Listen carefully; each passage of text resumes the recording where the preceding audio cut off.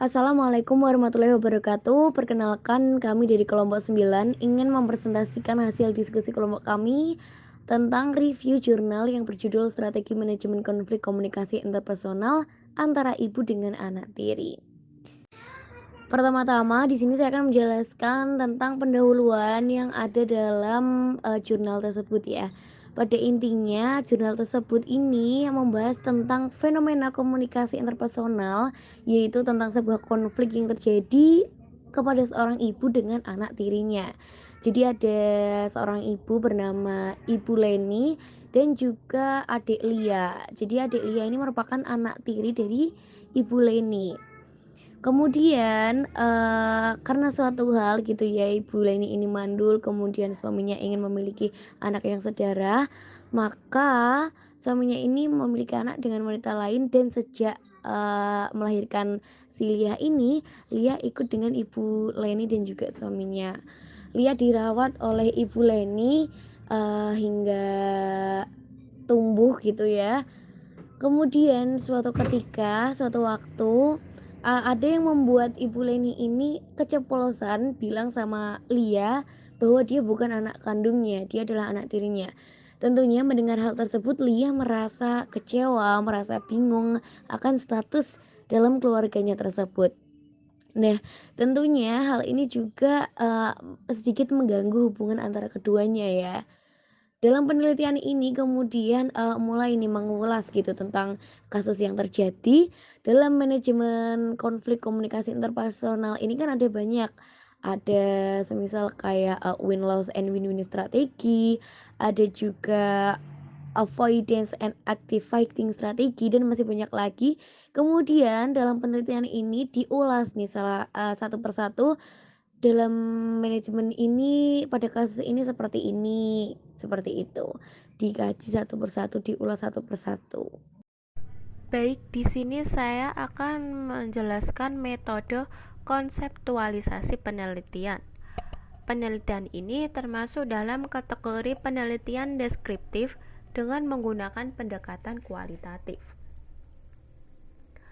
Menurut Kriyantono, teknik analisis data kualitatif adalah riset yang menggunakan cara berpikir induktif, yaitu cara berpikir yang berangkat dari hal-hal yang khusus, fakta empiris menuju hal-hal yang umum, tataran konsep. Data kualitatif dapat berupa kata-kata, kalimat-kalimat, atau narasi-narasi, baik yang diperoleh dari wawancara mendalam maupun observasi langsung. Dalam penelitian ini, dilakukan proses penelitian dengan mengumpulkan data-data sekunder dan data-data primer dari berbagai sumber, yaitu dari informan, pengamatan, tindakan, dan wawancara langsung dengan pihak yang bersangkutan yang kemudian didengar, dilihat, serta dicatat, kemudian dianalisis. Definisi konflik komunikasi interpersonal. Konflik sendiri berasal dari kata konfliger yang artinya bersama atau bersaling-saling dan flager yang artinya tubruk atau bentur. Secara umum, konflik yaitu suatu peristiwa yang timbul karena adanya niat yang disengaja, seperti pertikaian atau pertentangan antara pihak-pihak yang berkonflik. Kategori konflik interpersonal. Menurut Varderbar dan Fink, konflik interpersonal adalah ketidakpastian antara dua individu yang memiliki persepsi dan tujuan yang berbeda. Konflik interpersonal mempunyai 6 kategori, yaitu pseudo-konflik, fact-konflik, value-konflik, poly-konflik, ego-konflik, dan meta-konflik. Terima kasih. Baik, di sini teman-teman saya akan melanjutkan pembahasan. Di awal sudah disampaikan sama teman-teman terkait dengan materi yang disampaikan, poin-poin yang disampaikan. Di sini saya akan melanjutkan tentang analisis dan interpretasi. Nah, setelah melakukan wawancara dan pengamatan yang dilakukan oleh peneliti, di sini dikumpulkan beberapa temuan data yang terkait dengan penelitian tentang manajemen konflik komunikasi interpersonal. Nah, antara seorang ibu dengan anak tiri yang merupakan anak kandung suaminya dengan perempuan lain. Nah, di sini ada beberapa beberapa poin yang memang itu penting, teman-teman, gimana kita bisa menyelesaikan suatu masalah. Pertama, konflik diselesaikan dengan cara menghindari masalah. Ya, tentu di sini memang ada masalah baik, ada masalah positif dan ada masalah negatif. Nah, di sini mungkin ada dua komponen yang memang itu harus dihindari ketika itu masalah yang merujuk kepada masalah yang negatif. Nah, kedua, konflik diselesaikan dengan cara salah satu pihak mengalah.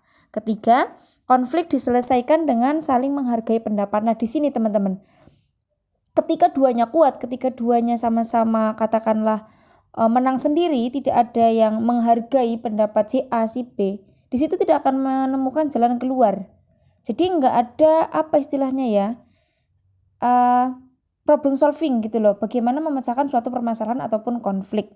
Nah, yang terakhir, konflik diselesaikan dengan cara memberikan kebebasan. Dalam artian di sini bukan berarti bebas dia menang, bebas dia mengungkapkan, tapi poin apa yang disampaikan itu jelas, to the point gitu loh. Ini masalahnya ini, jalan keluarnya ini, masalahnya ini, sesuai seperti itu. Tapi tetap ada kebebasan untuk berbicara, kebebasan untuk mengungkapkan sesuatu.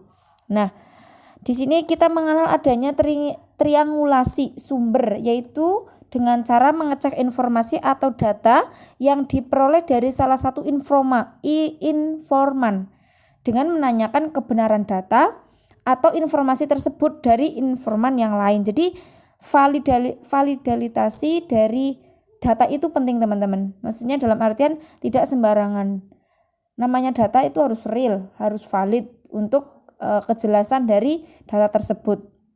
Maka kemudian data tersebut itu diinterpretasikan dan dikaitkan dengan teori-teori yang relevan dengan data tersebut, kayak gitu. Katakanlah ada win-loss and win-win strategi, ada avoidance and activating strategi, ada force and flag strategi. Nah, mungkin dari beberapa itu bisa teman-teman pahami dan nanti akan dilanjutkan oleh pemateri untuk menjelaskan poin-poin berikutnya. Terima kasih.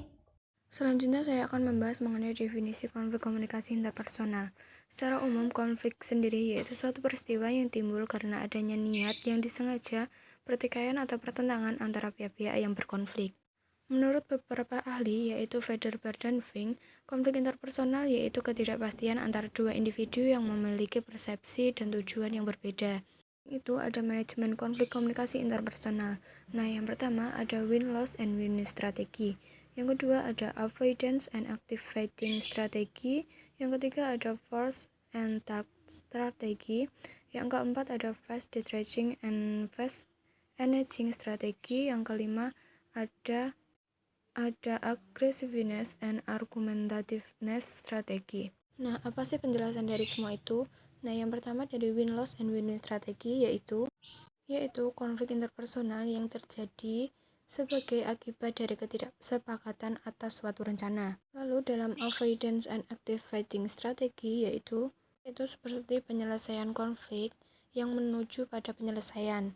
Lalu selanjutnya pada force and target strategi yaitu konflik interpersonal yang terjadi antara dua pihak yang memaksakan untuk berselisih untuk menjadi pemenang dalam adu argumentasi.